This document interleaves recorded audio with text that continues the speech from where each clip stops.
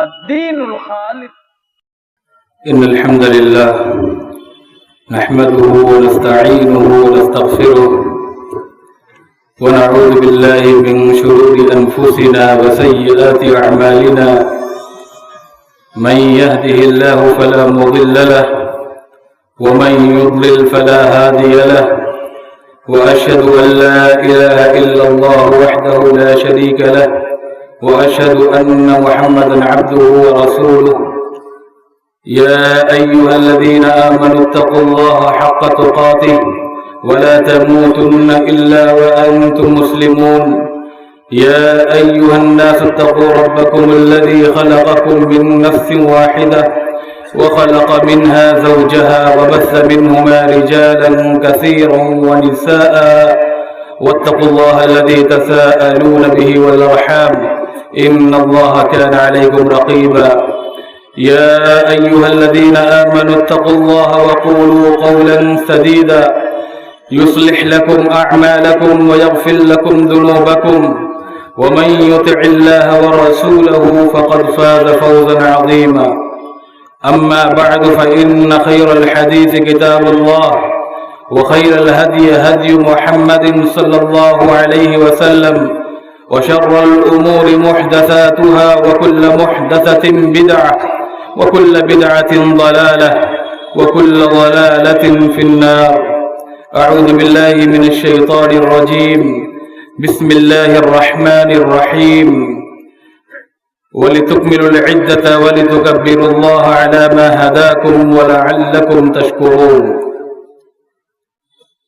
معزز سامعین کرام، دینی اور اسلامی بھائیوں،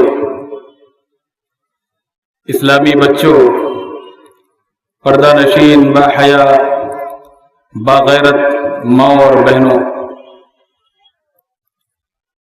اللہ تعالیٰ نے انسانی نفسیات کا خیال رکھتے ہوئے انسان کی طبعی تفریح پسندی کے پیش نظر مخصوص حدود و قیود کے ساتھ اسے خوشی کے چند مواقع عنایت کیے ہیں.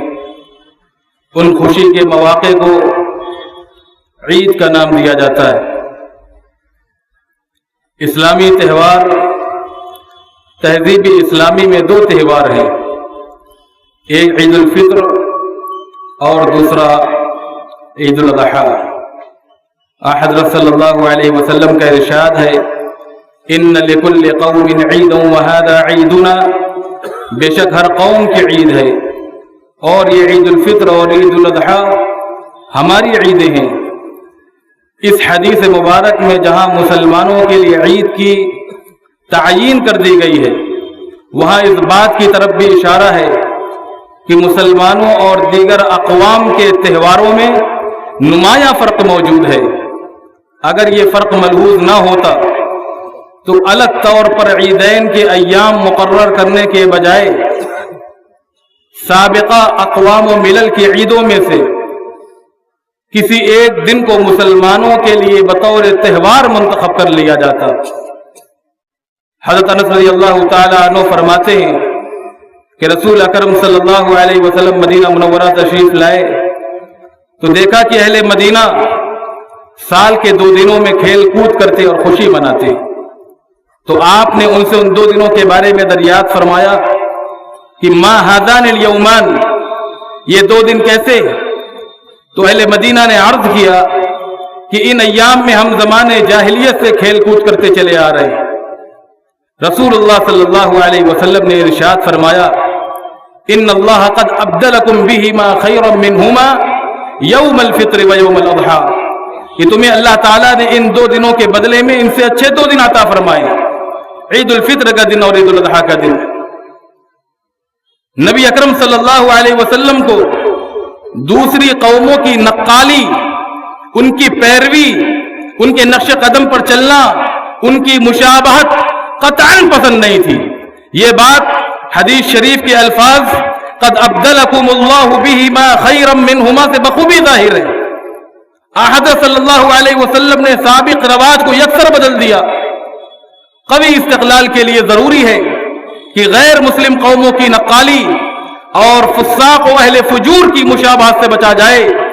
قومیں اسی طرح قوموں کو ہضم کر جاتی ہے۔ آج ہمارے یہاں تعلیم یافتہ اور یورپ زدہ طبقہ اسی نقالی کا مریض ہے۔ کوئی فیشن کتنا قبیح کیوں نہ ہو، ہمارے نوجوان اور ہماری مستورات فوراً اس پر لپکتی ہیں۔ نتیجہ یہ ہے کہ اس جدت پسندی نے نہ صرف یہ کہ ہمیں اسلامی رسوم و عقائد سے دور کر دیا ہے، بلکہ ہماری نوجوان نسل کو بھی اسلامی روح اور اسلام کی جو حقیقی روحانیت ہے اس سے ناشنا کر دیا ہے۔ جاہلیت کی عیدوں میں عبادت اور ذکر و اذکار کا کہیں پتہ نہیں چلتا، جبکہ اسلام نے دونوں عیدیں ایسے موقع پر مقرر کی ہیں جب مسلمان کسی عبادت کی تکمیل سے فارغ ہوتے ہیں۔ چنانچہ عید الفطر رمضان المبارک کے گزرنے کے بعد رکھی کہ اہل ایمان پورے مہینے عبادت کے اندر مشغول رہے، ان کی خوشی اور انعام میں یہ عید الفطر مقرر فرمائی۔ اور عید الاضحیٰ ایسے موقع پر مقرر فرمائی جب مسلمان ایک دوسری عظیم عبادت یعنی حج کی تکمیل کر لیتے ہیں۔ اسی طرح عید کے موقع پر نبی اکرم صلی اللہ علیہ وسلم نے مختصر سی عبادت اور ذکر الہی کا التزام فرمایا۔ مردوں اور عورتوں کو تاکید فرمائی کہ وہ عید کے اجتماع میں شریک ہوں، حتیٰ کہ مخصوص ایام سے گزر رہی ماں اور بہنوں کو، اسی طرح جن کے پاس پردہ کرنے کے لیے اوڑھنی اور برقع نہ ہو، انہیں بھی اپنی بہنوں سے عاریتاً حاصل کر کے عیدگاہ میں حاضر ہونے کا حکم دیا۔ اللہ تعالیٰ کا ارشاد ہے وَلِتُكْمِلُوا الْعِدَّةَ وَلِتُكَبِّرُوا اللَّهَ عَلَى مَا هَدَاكُمْ وَلَعَلَّكُمْ تَشْكُرُونَ، تاکہ تم روزوں کی تعداد پوری کرو، اور جس ہدایت سے اللہ تبارک و تعالیٰ نے تمہیں سرفراز فرمایا ہے اس پر اللہ تبارک و تعالیٰ کی کبریائی کا اظہار و اعتراف کرو اور شکر گزار بنو۔ امام زہری رحم اللہ فرماتے ہیں ان رسول اللہ صلی اللہ علیہ وسلم كان يخرج يوم الفطر فيكبر حتى يأتي المصلى وحتى يقضي الصلاة فإذا قضى الصلاة قطع التکبیر۔ کہ نبی اکرم صلی اللہ علیہ وسلم عید الفطر کے دن نکلتے اور تکبیر کہتے، یہاں تک کہ عیدگاہ آتے اور نماز ادا کرتے، اور نماز کے بعد آپ تکبیر کہنا بند کر دیتے۔ یہ نبی اکرم صلی اللہ علیہ وسلم کی سنت تھی، اور یہی مسلمانوں کا طریقہ اور صحابہ کرام کا طرز عمل تھا۔ ام عطیہ رضی اللہ تعالی عنہ فرماتی ہیں کننا نؤمر ان نخرج یوم العید حتى نخرج البکر من خدرها حتى نخرج الحیض فیکن خلف الناس فیکبرن بتکبیرهم ويدعون بدعائهم یرجون برکت ذلك اليوم وطہرته۔ صحابی رسول فرماتی ہیں کہ حضرت صلی اللہ علیہ وسلم کے زمانے میں ہمیں عید کے دن عیدگاہ میں جانے کا حکم تھا، عید کے دن عیدگاہ میں جانے کا حکم تھا۔ کنواری لڑکیاں اور حائضہ عورتیں پردے میں باہر آتی تھی، یہ سب مردوں کے پیچھے پردے میں رہتی تھی۔ مرد حضرات جب تکبیر کہتے تھے تو یہ بھی ان کے پیچھے تکبیر کہتی تھی، جب وہ دعائیں کرتے تھے تو یہ بھی ان کے ساتھ دعائیں کیا کرتی تھی، اس دن کی برکت اور پاکیزگی حاصل کرنے کی امید رکھتی تھی۔ اسلامی بھائیوں، ماہ رمضان گزر گیا، بلا شبہ وہ افراد نہایت ہی خوش بخت ہیں جنہوں نے ماہ صیام پایا اور اپنے اوقات کو عبادات سے منور رکھا، پورے ماہ تقویٰ کی روش اختیار کیے رکھی۔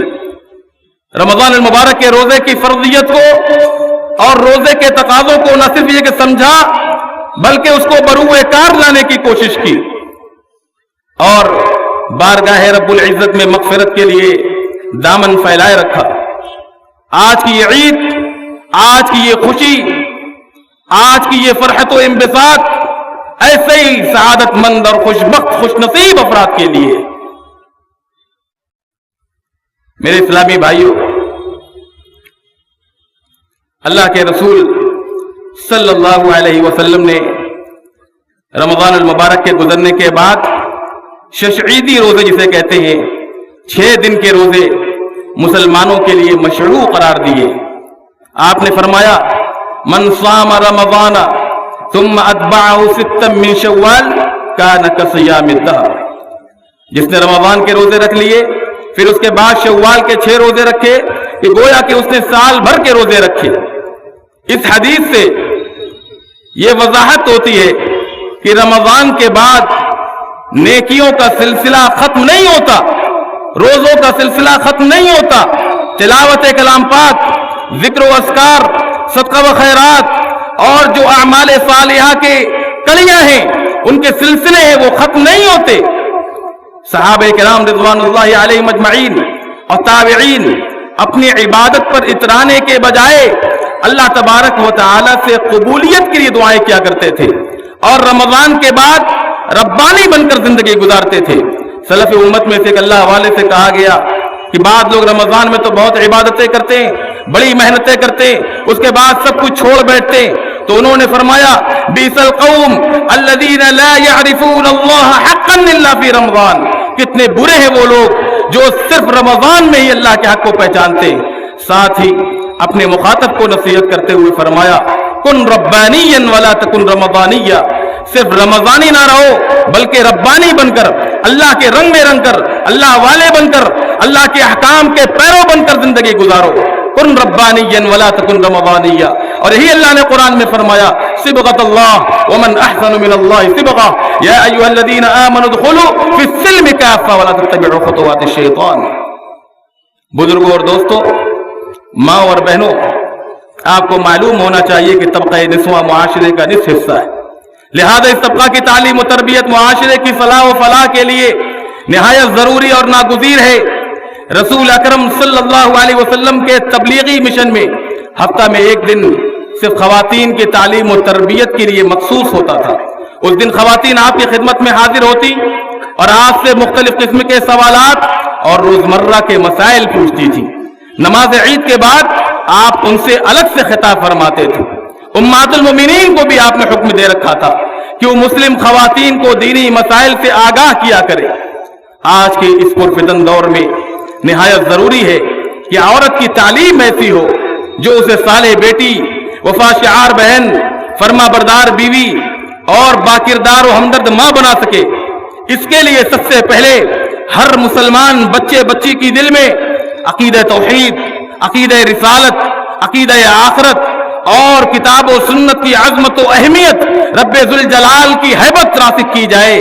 کفر و شرک، دہریت اور اسی طرح سیکولرزم کے باطل ہونے کا نقش ان کے دل میں بٹھایا جائے، پھر ان کو نیکی اور بھلائی، امر بالمعروف و نہی عن المنکر کا فریضہ کیسے انجام دینا ہے، یہ بات اور یہ طریقہ ان کو سکھایا جائے۔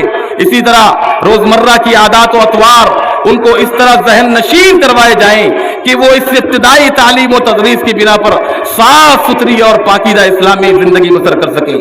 اللہ تعالیٰ امت مسلمہ کی ماں و بہنوں اور بیٹیوں کی حفاظت فرمائے۔ برادران اسلام، آج پوری دنیا کے مسلمانوں کے موجودہ احوال پر نگاہ ڈالی جائے تو معلوم ہوگا کہ ہر ملک اور دنیا کے ہر خطے میں مسلم قوم تاریخ کے بدترین دور سے گزر رہی ہے۔ امت مسلمہ کی جان و مال، عزت و آبرو اور دینی و ملی تشخص سب داؤں پر ہے۔ مسلمانوں کے اقتصادی اور معاشی ذرائع بھی نشانے پر ہیں اور دین و مذہب تو اغیار کی آنکھوں میں کانٹے کی طرح چبھ رہا ہے، بلکہ اس کے خاتمے کے لیے دشمنان اسلام اپنی تمام تر قوت و توانائی صرف کیے جا رہے ہیں۔ کیا وجہ ہے؟ کیا سبب ہے؟ اس کے کیا وجوہات ہیں؟ اس کے کیا اسباب ہیں؟ اس کا سب سے بڑا سبب یہ ہے کہ آج ہم صحیح معنوں میں مسلمان نہیں ہیں۔ امت کا بڑا طبقہ توحید و سنت کی روشن شعارات سے ہٹ کر شرک و بدعات کی بھول بھلیوں میں بھٹک رہا ہے۔ دینی تعلیمات، اسلامی طرز زندگی اور اسلامی اخلاق ہماری زندگی سے عنقا ہو رہے ہیں۔ دوسرے قوموں کی لادینی تہذیبوں میں آج ہم بھی فنا ہو گئے۔ آج ہم اپنی ذاتی زندگی میں گر کر اپنی عظیم ذمہ داری کو بھول بیٹھے اور غفلت و لاشعوری کی زندگی گزار رہے ہیں، جبکہ ہمیں اس ذمہ داری کے ساتھ اس دنیا میں بھیجا گیا تھا کہ اس معمورہ میں بسنے والے تمام افراد کے نفع و نقصان کی فکر کریں، امر بالمعروف اور نہی عن المنکر کا فریضہ انجام دیں۔ اور ہمارے لیے یہ معاملہ بھی کسی المیہ یا تشویش یا افسوس سے کم نہیں ہے کہ آج ہم تعلیمی اور فنی میدان میں بھی بہت پیچھے ہو گئے ہیں. اپنے برادران وطن کے مقابلے میں تعلیمی اور فنی میدان میں بھی بہت پیچھے ہو گئے. جبکہ حقیقت یہ ہے کہ تعلیم کے بغیر کسی قوم کی کسی بھی میدان میں صحیح رہنمائی کرنا محض خواب و خیال ہے، محض خواب و خیال ہے. مسلمانوں کو چاہیے کہ وہ قرآن و سنت کی تعلیمات، اسلام کے انسانیت نواز پیغام اور اپنی روشن تہذیبی اقدار کو پوری قوت اور خود اعتمادی کے ساتھ دنیا پر آشکارا کریں اور خود بھی اسی کے مطابق اپنی زندگی گزاریں. اللہ تعالیٰ کا ارشاد ہے وَلَا تَهِنُوا وَلَا تَحْزَنُوا وَأَنْتُمُ الْأَعْلَوْنَ إِن كُنتُم مُؤْمِنِينَ. مسلمانوں، نہ تم آئندہ کے لیے ہمت ہارو اور نہ موجودہ اور گزرے ہوئے تکلیف دہ حالات پر غم کرو. تم ہی سربلند رہو گے، تم ہی کامیاب رہو گے، تم ہی سرخرو رہو گے. وَأَنْتُمُ الْأَعْلَوْنَ إِن كُنتُم مُؤْمِنِينَ. اگر تم ایمان پر قائم رہتے ہوئے ایمانی تقاضوں کو پورا کرتے رہو گے. اخیر میں عید الفطر کی تقریب سعید کے اس روح پرور ماحول میں ہم اللہ تبارک و تعالیٰ سے دعا کو الہ العالمین ہمارے روزے، نماز اور دیگر عبادات کو قبول فرما لے، ہماری لغزشوں اور خطاؤں کو درگزر فرما دے، ہماری مشکلات کو آسان کر دے. الہ العالمین جو ہمارے مسلمان بھائی مریض و بیمار ہیں انہیں شفائے کامل عاجل عطا فرما. جو بھائی کسی بھی قسم کی مصیبت میں گرفتار ہیں ان کے حال پر رحم فرماتے ہوئے انہیں مصائب و مشکلات سے آزاد کر دے. ہم میں سے جو لوگ مقروض ہیں انہیں قرض سے نجات دے دے. بے روزگاروں کو حلال روزگار عطا فرما، اور جو برسر روزگار ہیں پروردگار تو ان کے رزق میں برکت عطا فرما. الہ العالمین ہمارے جو مومن بھائی دنیا سے گزر چکے ہیں، سفر آخرت پر روانہ ہو چکے ہیں، پروردگار تو ان کی مغفرت فرماتے ہوئے ان کا ٹھکانہ جنت الفردوس بنا دے. اور جو لوگ باحیات ہیں انہیں صراط مستقیم پر چلنے کی توفیق عطا فرما. الہ العالمین ہمیں امن و اطمینان کی زندگی عطا فرما. ساری ملت اسلامیہ کو عزت و حفاظت عطا فرما. ہماری مساجد و مدارس، علماء و دعات کو، ہمارے اسلامی شعائر کو محفوظ رکھ، اس کے حفاظت کی توفیق عطا فرما. الہ العالمین ہمیں صحیح معنی میں خوشحالی کی اور امن و امان کی زندگی عطا فرما. اسلام دشمن طاقتوں کو نیست و نابود کر دے، اور جو صحیح معنی میں اسلام کے دشمن ہیں ان کے عزائم کو خاک میں ملا دے. جب تک ہمیں اس دنیا میں زندہ رکھ، اسلام پر زندہ رکھ، اور خاتمہ ہو تو ایمان پر ہو. اقول قولی هذا واستغفر الله لي ولكم ولسائر المسلمين من كل ذنب فاستغفروه انه هو الغفور الرحيم. واخر دعوانا الحمد لله رب العالمين. اعوذ بالله من الشيطان الرجيم. بسم الله الرحمن الرحيم.